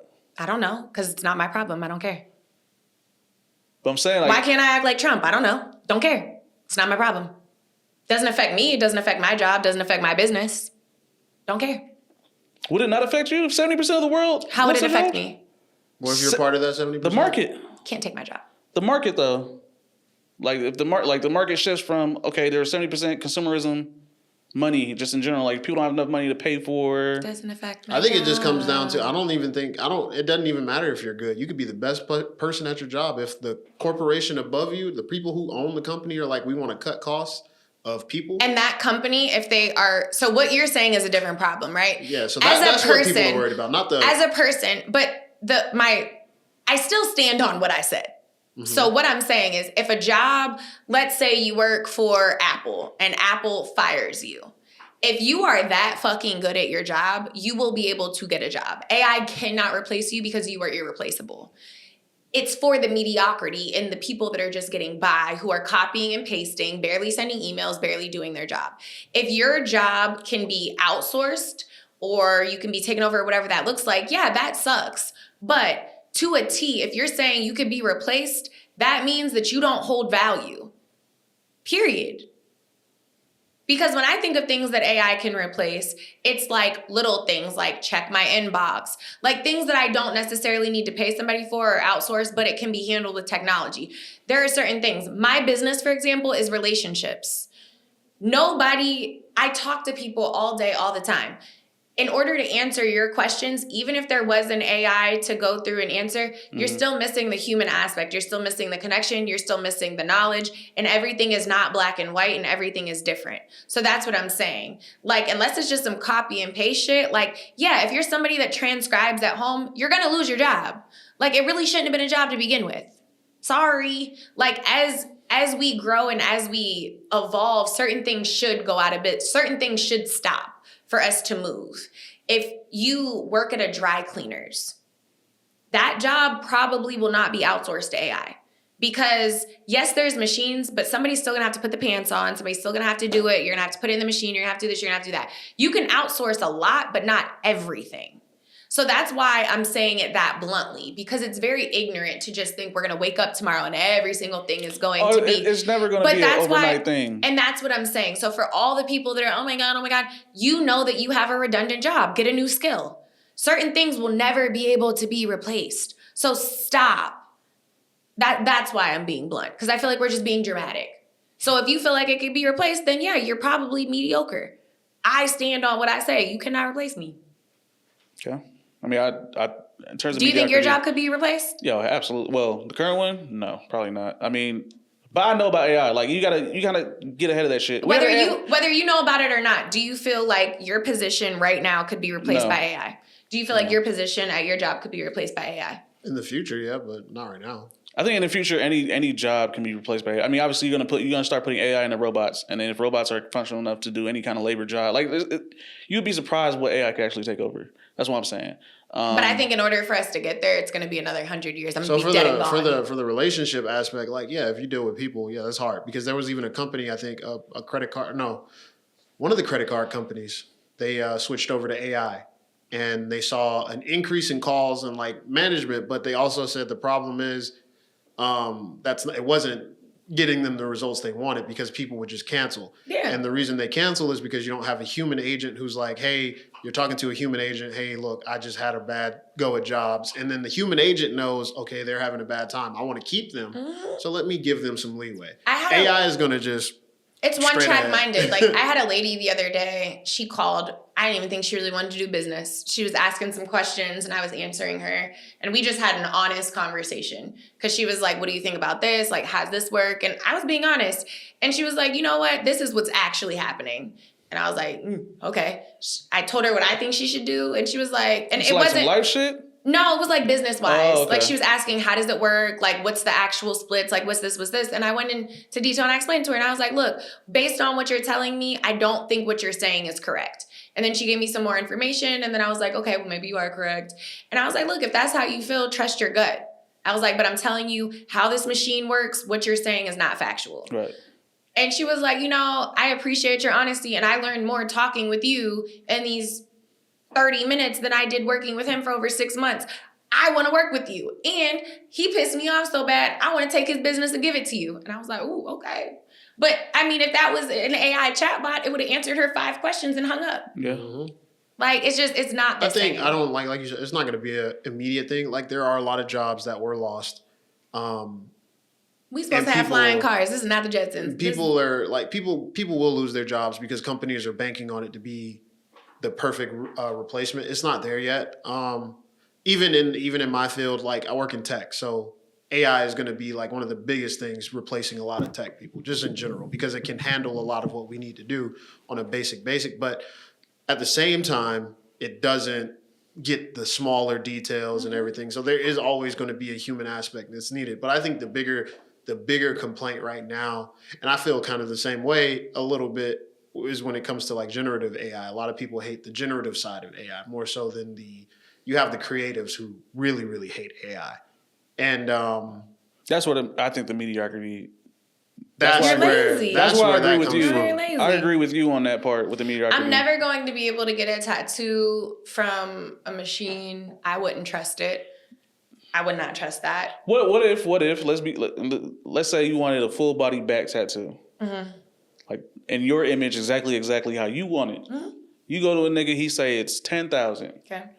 Machine will do it the exact same way. It's $100. No.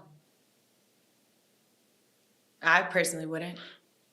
All right, so let's say, I feel like don't think financially. I feel like it could put it on my back, like in a sense of the stencil, but I wouldn't trust it. I feel like there's an art form to a tattoo. Mm-hmm. And yes, you can have the strokes, but if that glitches or breaks, boom, right through my back, I think not. Like, talk about Final Destination, no. But that is but he's saying he's saying like perfect situations. No. Like the tattoo machine is what millions of people have gone through. You still wouldn't do it? Nope. I kind of agree on that point because I feel like if certain things need a human touch. I think people would do it, but I think people are definitely when it comes to doing that shit right now. They would when it comes to art shit right now, if your art is of a specific level, even if AI copies it, it's still not replicated because it's not your art. And you didn't make it yet.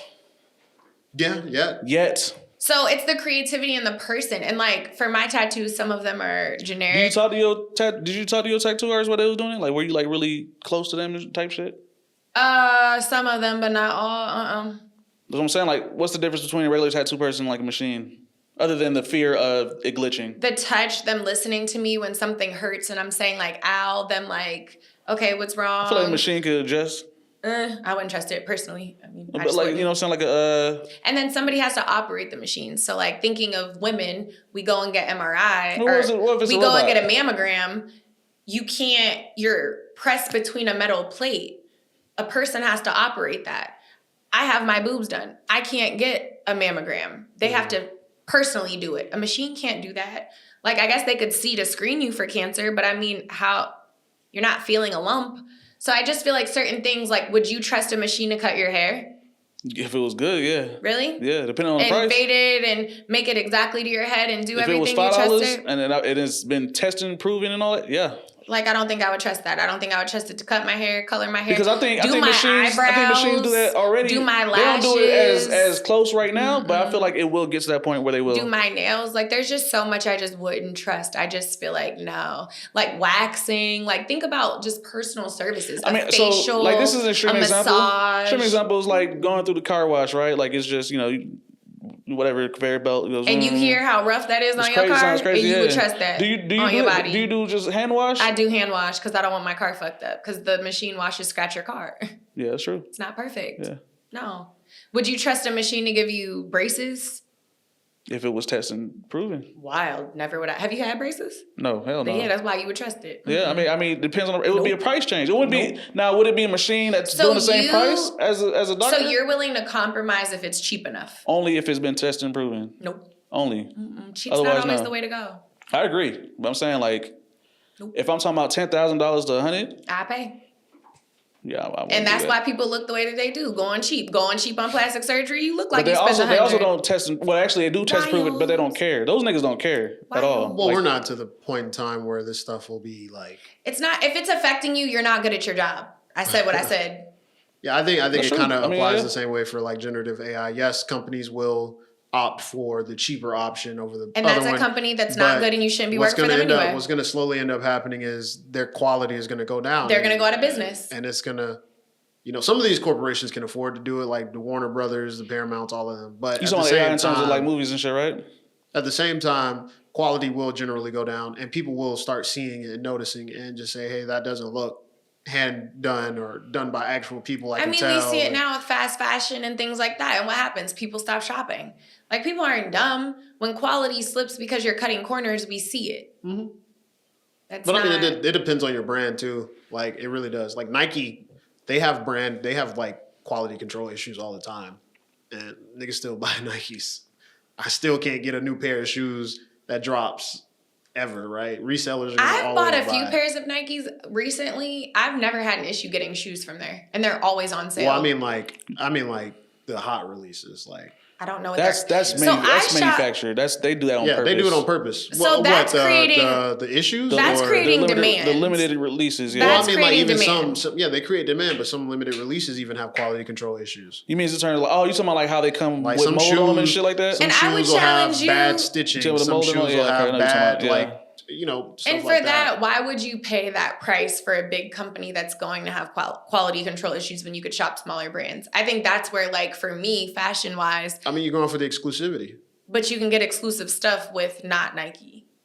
Like, I have so many exclusive sneakers. I mean, is it something that it comes down to like just brands? It's like, why get an iPhone when instead we can get some random company's phone? Well, the other phone that I would get is that H1. The Huawei? Yeah. But yeah, it's not a lot. But we don't have it here. For me, it's an ecosystem. Nothing that China made is over here. But it's the same thing. It's but like, for Apple, I think why go for a specific car? So it's preference, right? But what I'm saying is your workaround is stop shopping at such a big brand because you could still get if you're looking for exclusivity and things that you like, I guarantee that there are smaller designers out there that have exclusive shoes that would be exclusive that you would like just as much and are actually done properly. You just haven't done the research. Niggas want to flex Nike though. You know what I'm saying? Niggas I don't know because I don't like it like that. Niggas want to flex, but niggas want to flex the brand. It's all it's all about the brand. I mean, that's why people get exactly. People get Gucci.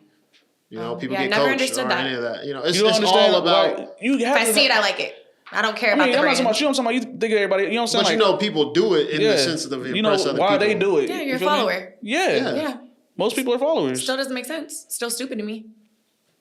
But I mean, in terms of the context of what we talking about, like shopping for brands that don't fuck with you, don't like you, and are selling you bad products, because that's what you're saying. I like it because of the exclusivity. I mean, don't take it as they're always bad, but there are issues, right? You would expect any top tier company to always have top tier brand like quality. That's exactly what I expect. Right. So, and it happens. No, and not just like Nike. No, I expect a top brand to always have top quality. Yeah, that's what I'm saying. And I'm saying they will have issues you see it across everything. You can see it in iPhones, you can see it in Coach, Gucci, any of these top tier brands, they have issues with quality control at times. Right? Doesn't mean that every product comes out bad, but it happens. Doesn't make it right. So I'm not saying it's right. It's never right. Yeah. Nobody wants to pay. I don't want to pay $200, $300 and then I get something that falls apart. So stop shopping. You know what I mean? So find some small Black-owned brands. Get some fire. I feel like that's shoes. easier said than done. And oftentimes, I don't feel like, personally, I don't just go looking, hey, is this a Black-owned brand? Because a lot of times they're trying to get you. They're gonna upcharge you more than what the brand that exists are. I don't agree, and I'll send you a bunch. I feel like most brands, a lot of I would like you to send us a brands. bunch. Yeah, I'll send you a bunch. I feel like a lot of brands will charge more just because they have Black-owned business on their business. I'll send you a bunch. Like my guy, Saya Collective, love Devin, love his shoes down. And I'm so glad people are catching on because when I used to go to Lenox rarely, and I would walk through like certain stores, it'd be like, oh my God, how'd you get those? And it's like, yeah, you wish. Because he actually has exclusive drops that actually are quality and actually are good shoes. So he took off, right? So he got to a point where people like really fuck with his shoes, right? Some that know him, but I think it started because I think Steph Curry wore like a pair. But I mean, I've been shopping him for almost 10 years now. I think it was Kyrie who wore a pair of his shoes. I think so. His name sounds Steph familiar. too. Yeah. Steph he wore them this year, right? I think like 2 years ago. I don't know about he was with Under Armour. It had to be this year. He was wearing a bunch of people's. I think it was this year. I heard him pop up again, so it might have been this year. Last year, technically, you know. For bringing us back to the digital age, which is part of it, but yeah. Yeah, this is also part of it because people like to flex for the internet, and it's a whole thing. Flex with better stuff that everybody can't find. If you're gonna flex for the internet, is it really a flex if everybody can find it? They just didn't purchase this. Is it a flex if nobody's heard of it? Yeah, because where did you get that? Like when you see when you see a real fashion designer, like, and you're really seeing them, I guarantee you cannot name what they have on. Similar to like vintage Chanel or vintage this or vintage that. You don't know what it is. That's the purpose of exclusive, and that's the whole like allure. You have to kind of like what you're talking about is you want the brand. What you want is notoriety from other people knowing what you're wearing. Yeah, I mean, isn't that the whole point of posting it? No.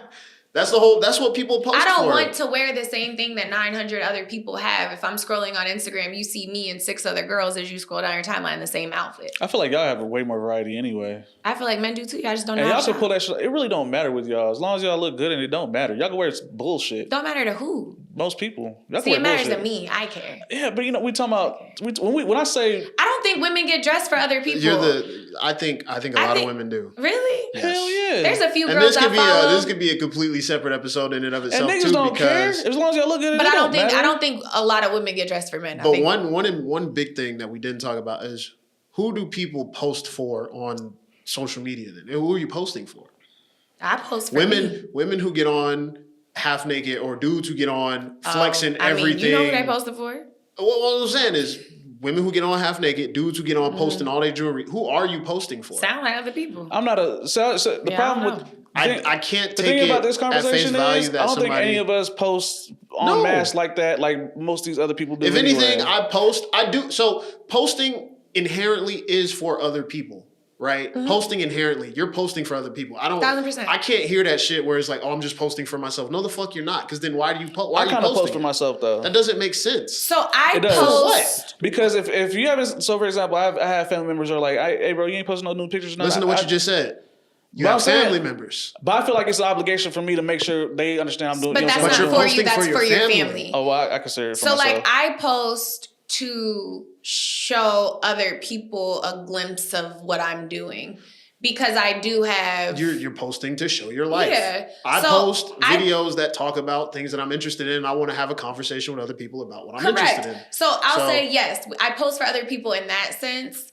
But I'm not posting in a sense of I want attention for this. I feel like a female or a male that's posting a naked picture of themselves is posting for feedback or money for those things. Yeah, well, there's different types of attention. You are posting to get attention, but you want the attention of let's talk. Yeah, here's engagement. What I do. Engagement, right? I know. With me, it's not even for attention. Like, or like-minded people. I don't care about the You're amount posting of for likes. You said your family's attention. Your family prompted you to post, right? If your family It's your prompted you family's to post, attention. it's your family's attention to I don't even know know if they for your prompt me to post. family to know, hey, he's good. He's posting. He's You're good. thinking of it in a negative way, like, there's ooh, not a look at me. negative. It's like, It doesn't have to be I want to negative. see what you're doing. Show me. Because Yeah. you could have put it in a group chat. You ain't I have to think post that's it. what social media is That's for. fair. It's not for just you. It's for you to be social. I post to share my life and to allow you all It's to for have a you glimpse to in be the life social of with your Ashley. life. Yeah, exactly. So anytime somebody's like, I don't post, I'm half naked or I'm naked on the internet because I do it for myself. No, you're not. Because you would just be naked around your house. That's enough for yourself. Why do you have to show the world? Yeah. And that's what I don't get about the digital age is that everybody, it gets to a point where I feel like everybody has to show their life to like the most extreme extent. I saw a video recently on Twitter today, and we can, wrap after this, but I saw a video where a woman was talking about how she was upset that her husband sits in the car after work. Like after work, he She's a doesn't terrorist, come. I could tell He doesn't already. come into the house. He just sits He's in not the coming car. to the house because of you. And like it's a whole thing. Is like, that what it is? You think that's what it is? Absolutely. it can be that. It can be. I don't know. Yeah, yeah. Absolutely. You ever come home and you just sit in the car? Yes, You're 'cause I need a decompressing. second. Yeah. So Her saying she doesn't understand why, she's the problem. That's why. She is the problem. my question wasn't that. I agree, but my question wasn't like, what the fuck? It was like, why are you posting this? Why do you need the internet to validate you? Now you're getting torn up on the internet because everybody's saying what you said. And that's why I love it. That's why I love the internet, because there are delusional people. And I guarantee her husband set her up. I guarantee he was like, you think this isn't normal? Ass. I'm gonna post. Okay, do it. Now Absolutely what? crazy. Now you look stupid. But there's so much of that, right? But I love it and because I know part of it is manufactured. But I think a lot of it is fake and it's annoying. But I definitely think there's real.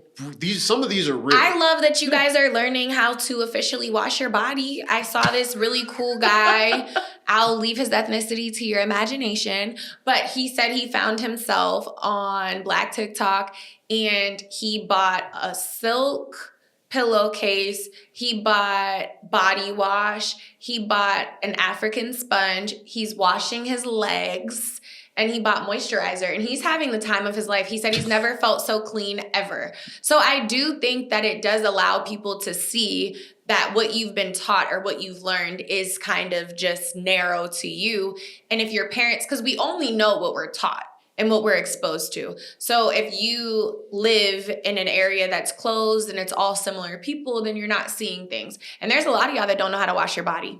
I don't get it. But you're learning, and I love that. And that's, I think, a benefit of the internet. You get to learn different things. Like, why am I learning that the Asians stay warm all the time and they don't drink cold stuff? I love that. Yeah, they drink warm room everything. Yeah.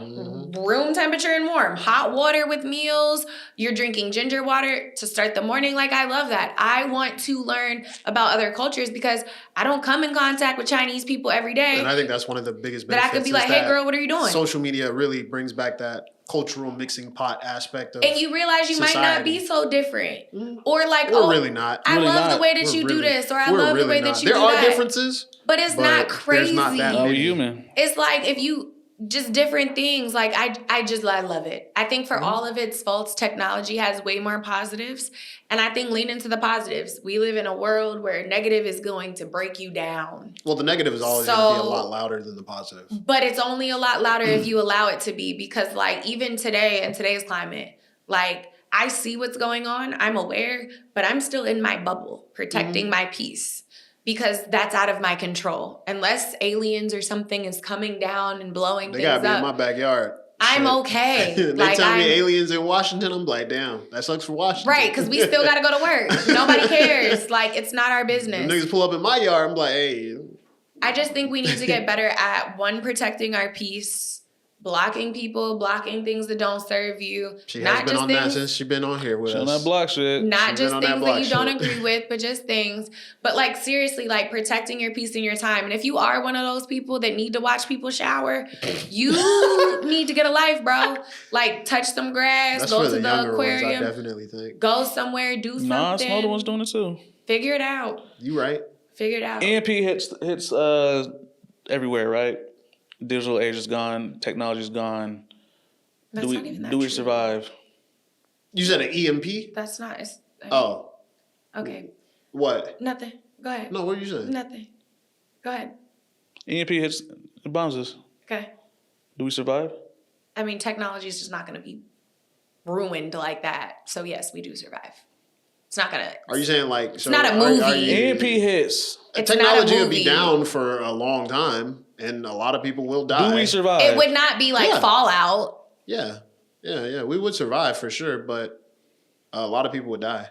It's not from like what you're thinking. I'm thinking like medical, right? No, for sure. It's medical. It's not like, oh, my cell phone doesn't work. Medical, car accidents, cars will shut down. Cars are no longer We've lived mechanical. without it. Like, we're not reliant. Like, it will definitely weed out the smart from the dumb, for sure. Yeah, for sure. It will be survival of the fittest. 1,000%. It would be chaos, though. I think. Because think about it. Like, you wouldn't be able to make phone calls. You wouldn't be able to... Nothing. Like, emergency services are down. I'm not even thinking about emergency services as much as people aren't smart when it comes to, like, do you have a gas stove? Can you cook? Is your water contaminated? Do you have bottled water? You don't have do you Google. have things like that? You can't Google it. It's definitely going to be survival of the fittest for sure. Yeah. Like, how smart and are it'll you? be a race to, like, how soon can we get back? Like, how soon? Like, if we had a permanent EMP where it's, like, all technology is down for the rest of our lives, a lot of people will die. But... It'd be like Silo or Fallout or anything else. We wouldn't. But you like it's whatever. Like that's kind of crazy though, right? Why? Like Fallout is fucking nuts. Like Silo is fucking nuts. That's insane. I don't know. Would you be cool? You cool with that? Like. So personally, I don't want to live if the world ends. I'm I'm a woman. Would evolve as people. Like actually. I don't want to live through that. But basically, if you're just saying like it's no technology. I mean, essentially, we're living in the 70s and 80s. Like, it's not that crazy of a time. Further back than that. Way further back than that. About the 20s. But I'm saying we would still have radios. We would 1800s. still have certain things, is what I'm saying. Like, it's not completely destitute. Like, there's people that are going to figure it out. There would no wavelength, the old radios. Oh, like, yeah, okay. Yeah. Old yeah. radios. Oh, the old but I mean, have you ever considered living off grid? Hell nah. Have you? Yeah. I hate people. Yeah. Really? You think you would live off grid? Really? Like... You're in the mountains. I can see her doing that shit. Yeah. Remote, not talking to anybody. Wow. That's great. I don't like people, yeah. Bro, oh my, going to Valdosta. You don't like people, but you're very social. Like, you just don't like stupidity. Yeah, you don't like stupid But I people. also get like really like drained fast from other people. Like being in big groups and stuff. Like I have this conference next week. I'm gonna be sitting in my house for like a whole week after, just you quiet. in a conference full of people. Hey, what did you do? Quiet for a whole week after. Like the whole flight, don't speak to me. That's like work. Like, it's a lot. Like, I need to decompress after people. So, yeah, I would not mind that. Like, living off grid, I think the hardest thing would be, like, all the poop from, like, the animals. I'm about to say here. No. You have a farm? If I'm you off grid, how am I like, going to eat? You'd be like a hermit? Like, you could do that? You could fuck with that? Do you know what off grid is? Yeah, You can live in a farm. No, you can live in a farm. You can live in the mountains. You can live in a forest or some shit. How are you going to eat if you're off grid? Be like you just need to learn how to forage. You put a cleese, do all that? Yeah. Yeah. I mean, I've lived on property. Like, I know how to do things. Yes, I'd be fine. That's what's up. Ride horses, the whole thing. There's nothing wrong with it. I want a ranch. You know what I'm saying? So I don't. It's a lot of work. It is a lot of work. It's a lot of work. I'm not doing the work. I'm just saying, like. Yeah, it's a lot of work. I'm not but if doing I had shit. to do it, I would be okay. Okay. I don't know how I'd handle like the animals. Like that's really hard for me because I like animals. But. Yeah, they're gonna be shitting Oh, everywhere. you mean like killing them to eat? Yeah. If it's me or you, like house, it'll definitely be you. But I'd be sad. Don't get attached. Yeah. This is the Bridge ATL, man. Y'all let me know. EMP is the world. Would you survive or would you be done? Like I would say, I think most people would be done, but I think most people would be done for sure. you know what I'm saying? I think we would devolve. Yeah. You ever seen The 100? I think we would evolve. Yeah, I think we would evolve too. I think we would devolve. I think we would devolve and evolve. That's how it happens though. You devolve and because if you look at Fallout, people devolved. People were stuck in a basement. No, people outside of the basement. Those people devolved. But because of the chemicals. I mean, they evolved in general because society broke down. But they evolved because Buddy lived how many years? He was a ghoul though. He mutated. Still evolution. We'll evolve like maybe like that, but we're gonna devolve back into. We'll devolve back into tribal societies, like and then go right back up. I mean, you gotta think about it. Fallout is during the transformation. Status would be who is the strongest and who can make their people survive. We would no longer be in a monetary system. It would be a system of barter. Exactly. I control this area. I got security. I got food. I got water. My area is good. This is my tribe. So it'll be interesting. Don't forget to like, comment, subscribe. Check us out on all podcast platforms. Check us out on YouTube, Instagram, Twitter, Threads, you name it. You know what I'm saying? This is a digital age in 2026. Bridge ATL. Keep it locked. We will have lives coming soon. Yes, sir. We still working out some kinks, but I wanted to do the live reaction to the Oscars, but we're not ready yet. So yeah, we'll do something similar like that at some point. But we'll see y'all boys later and women later. Holla. Until next time.